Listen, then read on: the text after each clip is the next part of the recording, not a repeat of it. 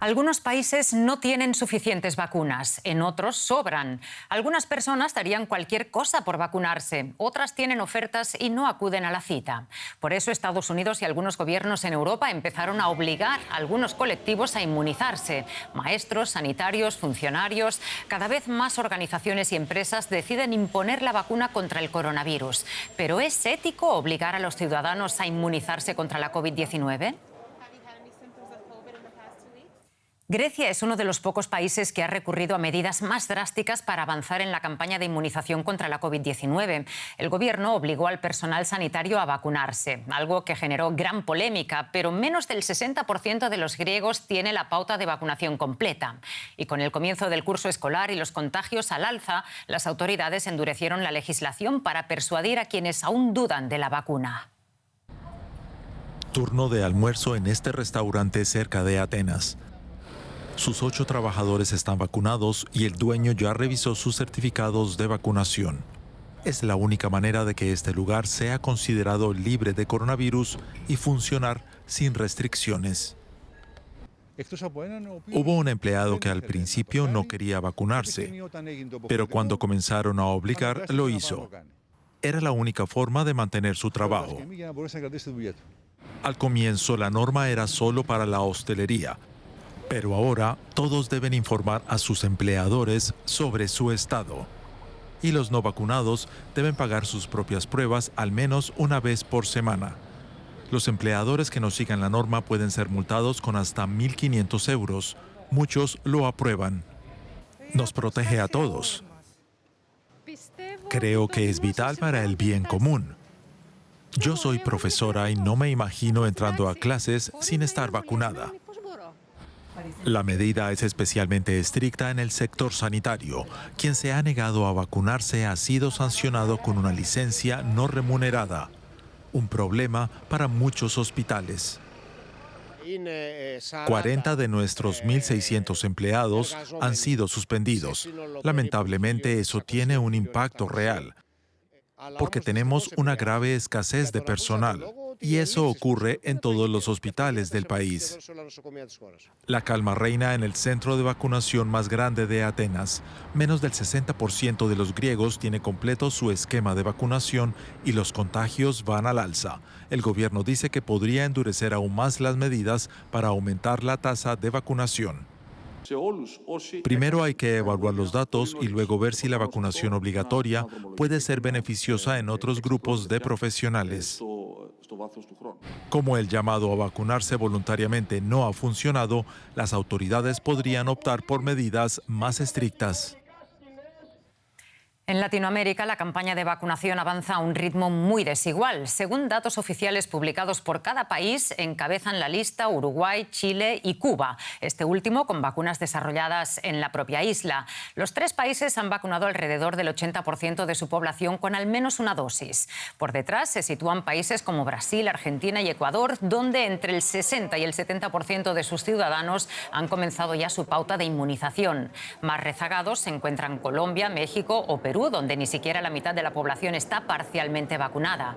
Y la lista la cierra con diferencia Haití. Allí ni siquiera el 1% de los habitantes han recibido el primer pinchazo. Y tenemos ahora el placer de hablar sobre el avance y la obligatoriedad de la vacunación con Claudia Cortés, infectóloga de la Universidad de Chile. ¿Qué tal, Claudia? Muchos saludos desde Berlín. Bueno, como vemos, algunos países europeos han impuesto la obligatoriedad de la vacuna, al menos para algunos sectores. ¿Existe algo parecido en América Latina?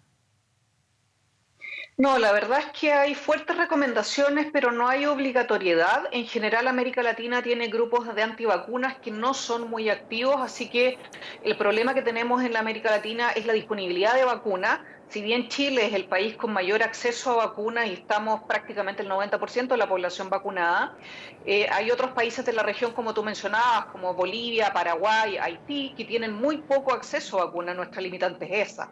El ritmo de vacunación vemos que se ha ido desacelerando en la región. La pregunta es si tienen algunos países latinoamericanos más problemas que otros para convencer a su población de vacunarse. En general no es tan así, el ritmo se ha ido enlenteciendo porque la gente que tiene más interés en la que se vacuna primero, luego vienen las personas que tienen alguna dificultad logística, a la cual hay que acercarles las vacunas, hay que facilitarles el proceso. Pero lo que yo te decía aquí, nuestro principal problema es el acceso a tener vacunas.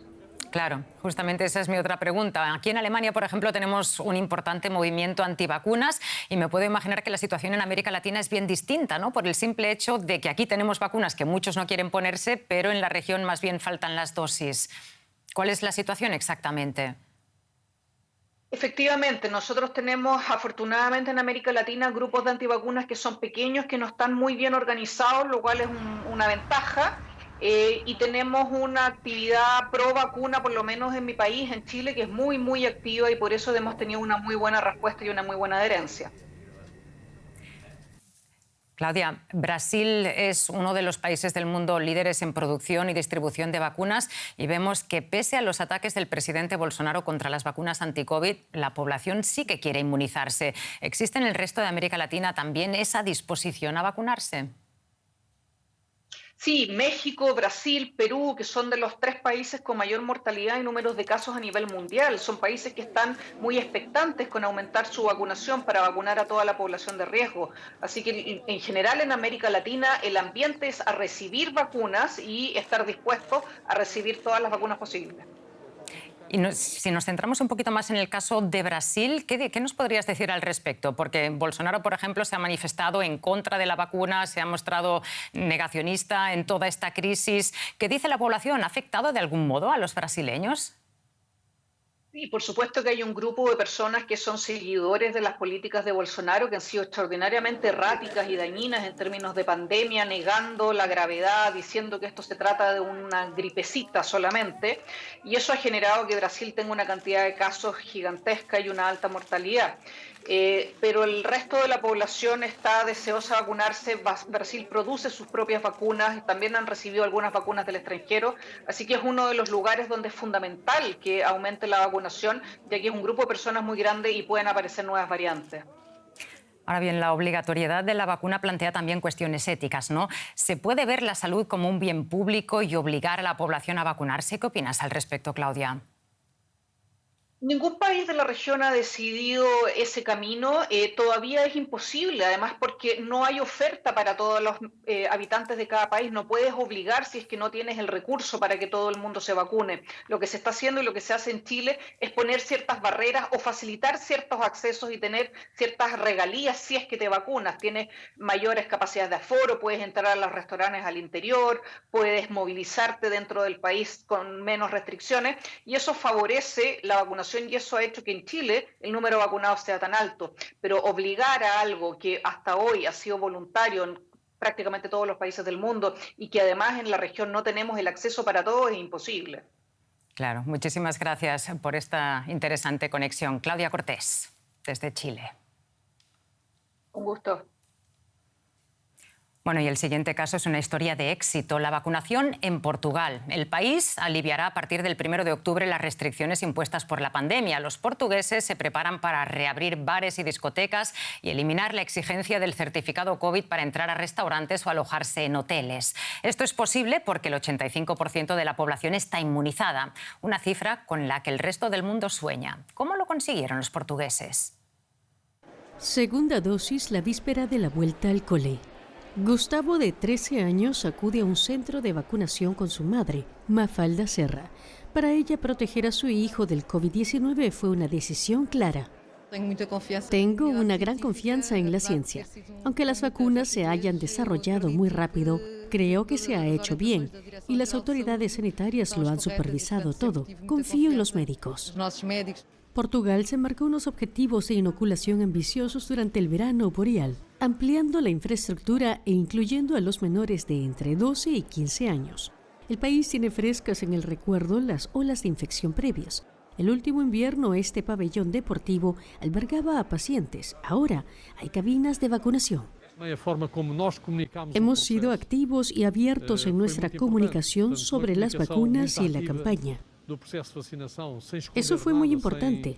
Creó un sentimiento de implicación y participación de la población. Ahora nadie teme a las vacunas.